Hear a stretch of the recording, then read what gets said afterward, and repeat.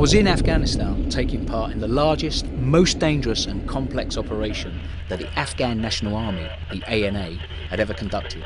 It involved over 1,000 Brits and 1,000 ANA and Afghan police in the Yakhchal Valley, in the Guresh area of Helmand. Carry on, yeah? I was with the British Army's 2 Rifles Advisor Patrol to the ANA. The main role of the Brits now is to advise the ANA on how to be an army. And this 27 square kilometre box of battle space is the nexus of Taliban activity in Helmand. One of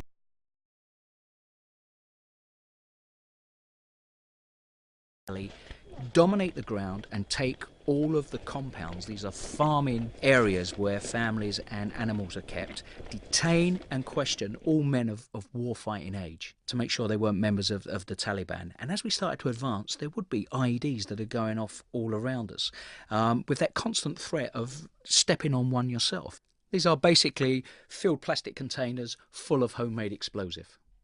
As the ANA bomb disposal officer detonated the IED in front of us, his British advisor made an assessment that it was 40 kilograms of high explosive, easy. The lads told me the Afghan disposal officer assigned to us wouldn't lie down to work on the device because his legs still hurt from taking a blast as he walked away from an IED the day before.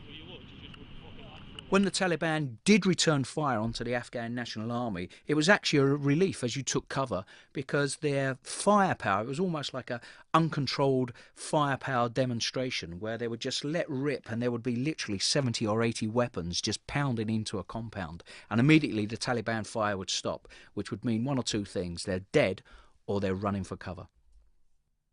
I spent time with Lieutenant Colonel Bill Wright, the commanding officer of 2 Rifles, who told me the ANA have come a long way. He told me that we have to let the ANA fight the insurgency the Afghan way, and to resist a Western style of fighting that the ANA will not be able to continue once NATO combat troops leave in less than 18 months. Wright's role is to shadow the ANA leader, Brigadier Shirin Shah. Wright told me it's by letting the ANA own the battle space, and knowing that being an advisor is about personal relationships, just like any other business.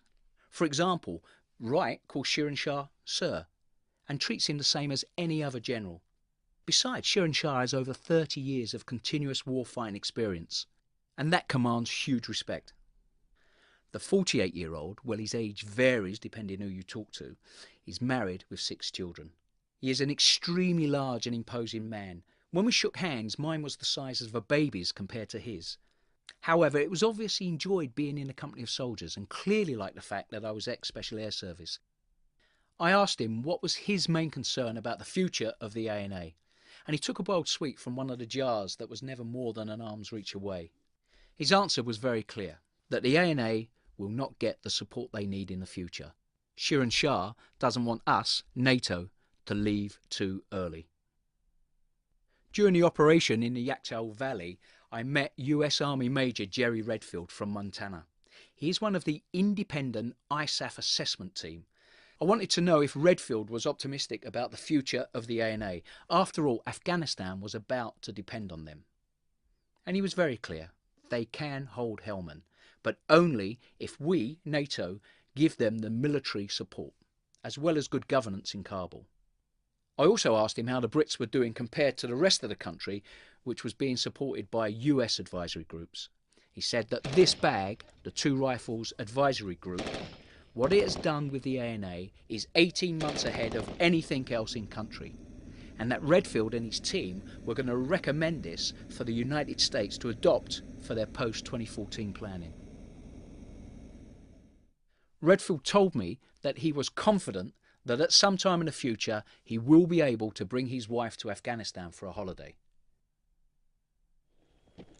During my trip to 2 Rifles bag in Afghanistan, the overriding message and feeling that I came away with was that if the international community do not provide continued support to Afghanistan, then all the military effort over the last decade, the loss of young men and women's life and limbs, and the blood that has been physically spilt into the Helmand dust will simply be squandered and a generation's hard work wasted.